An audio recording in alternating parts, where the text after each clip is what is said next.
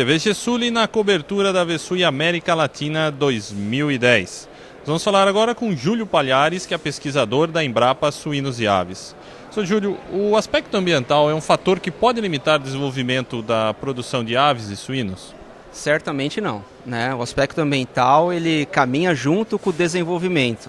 Se a gente considerar o que o consumidor quer, o que a sociedade quer hoje como produto de proteína animal, o meio ambiente faz parte disso, como segurança alimentar, bem-estar, sanidade. Então, inserir o aspecto ambiental hoje é propiciar o desenvolvimento da suinocultura e avicultura. E como estão as granjas em relação a tratamento de resíduos? Em termos de tratamento, nós ainda estamos iniciando.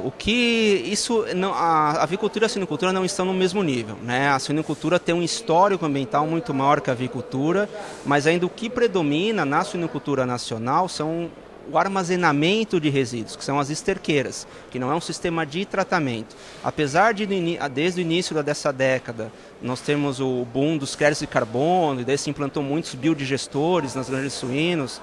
Temos também a questão da compostagem, que hoje está sendo vista como uma possível rota tecnológica, mas ainda o que predomina é o armazenamento, e nós temos que migrar para tratamento. Por que temos que migrar? Porque nós estamos vendo que tanto a suinocultura como a avicultura estão se intensificando muito, ou seja, as granjas estão tomando uma escala de produção muito grande, né? Com essa escala de produção, não basta mais só armazenar resíduo e dispor no solo. Nós temos que começar a pensar em tratamento. Diante do crescente nível de conscientização e preocupação do consumidor com relação à sustentabilidade, quais os desafios que o setor ambiental, em relação especificamente à produção de aves e suínos, tem que enfrentar? Acho que um grande desafio que eu coloquei até aqui na minha fala com os participantes a gente tem uma lição que tanto a suinocultura como a avicultura nacional nos deram, que nós somos hoje um padrão nacional de sanidade, né? O mundo compra a nossa carne por vários motivos. Um deles é que sanitariamente nós somos muito bons, né? Porque se criou um padrão nacional de sanidade, tanto para a avicultura como para a suinocultura. Nós temos que pensar também em criar um padrão ambiental nacional para a suinocultura e a avicultura, porque quando o mercado, tanto externo como interno, nos vier questionar o que vocês estão fazendo, nós estamos fazendo isso. Esse é o padrão que predomina nas nossas granjas, né?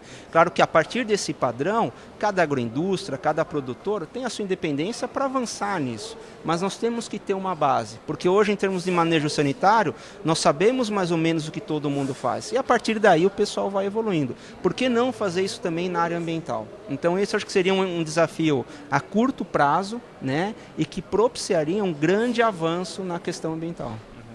E quais tendências poderiam ser destacadas em relação à questão ambiental, claro, no curto e médio prazo para aves e suínos? No curto prazo, cada vez mais o setor vai ter que saber conviver com legislação ambiental, né? A legislação também é uma coisa que faz parte do cotidiano e nós temos que saber conviver com ela, porque adequar legalmente uma propriedade é uma questão que a sociedade quer, né? Então isso seria uma tendência de curto prazo. Também no curto prazo migrar, como já foi dito, do aproveitamento para o tratamento, né? Porque as escalas estão se tornando muito grandes. Nós temos que também no curto prazo melhorar o uso dos dejetos suínos, ou camas de aviários, ou esterco de postura como fertilizante. Isso é bom, isso é uma prática que a agronomia já provou para a gente há mais de 100 anos que é boa, porque ali tem nutrientes indispensáveis para as culturas vegetais. A questão é fazer isso da forma correta, que não está sendo feito hoje. O que é fazer da forma correta? Respeitar um conceito chamado de balanço de nutrientes, tá? No médio e longo prazo, o que nós temos que nos preparar? Todas as projeções, inclusive do próprio Ministério da Agricultura brasileiro, mostra que o Brasil vai ser o grande produtor de proteína animal do mundo, né? Então, cada vez mais nós vamos ser questionados com relação a isso. Nós temos que começar a gerar indicadores ambientais que, além de nós falarmos que somos bons ambientalmente, nós vamos ter que provar que somos bons ambientalmente. Então nós precisamos de indicadores, nós precisamos de programas de monitoramento ambiental nas nossas granjas. Nós precisamos entender que o manejo ambiental não é responsabilidade somente do produtor, mas é de toda uma cadeia produtiva. O consumidor tem um papel também, né? E principalmente o papel de estar disposto a pagar por tudo isso. né? Então nós vamos ter uma grande evolução quando nós entendermos que nós trabalhamos com 2 sistemas produtivos e o meio ambiente insere todo o sistema, não só produzir carne. A questão ambiental envolve, claro, toda a cadeia produtiva, até como o senhor falou, mas muitos argumentam que há diferentes pesos que caem sobre responsabilidades em alguns elos dessa cadeia. O senhor acredita que há algum elo que acaba tendo uma maior pressão? Certamente, né? O elo que tem a maior pressão hoje é os produtores, né? Todo o custo ambiental recai sobre eles e desse jeito nós não podemos, porque não adianta nós cobrarmos do produtor uma melhor condição ambiental, impor a ele uma série de obrigações, quando no final do lote ele recebe a mesma coisa por isso, né? Então quem paga ele também tem que inserir a questão ambiental. O consumidor, que é o último elo da cadeia que vai comprar, também tem que estar disposto a querer comprar proteína animal com qualidade ambiental.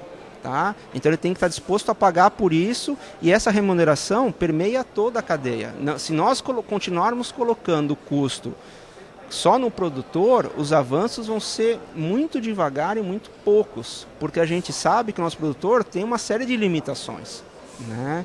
Então nós temos que dividir esse custo ao longo da cadeia e daí certamente vai ficar muito mais barato de se fazer. E também temos que entender que um dos conceitos que permeia o meio ambiente é o da prevenção.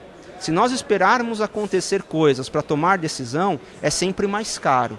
A dor é muito maior, né? Se nós formos preventivos, de visualizarmos o futuro, começar a trabalhar hoje para ter um futuro economicamente bom, mas socialmente, ambientalmente bom também, que é o que nós estamos falando da sustentabilidade, certamente esse caminho vai ter um custo menor. Porque nós vamos fazermos as coisas com planejamento, com processo, e o dinheiro que vai ser colocado vai ser em menor quantidade. Nós conversamos com o pesquisador da Embrapa Suínos e Aves, Júlio Palhares. TVG Sul na cobertura da VSUI América Latina 2010.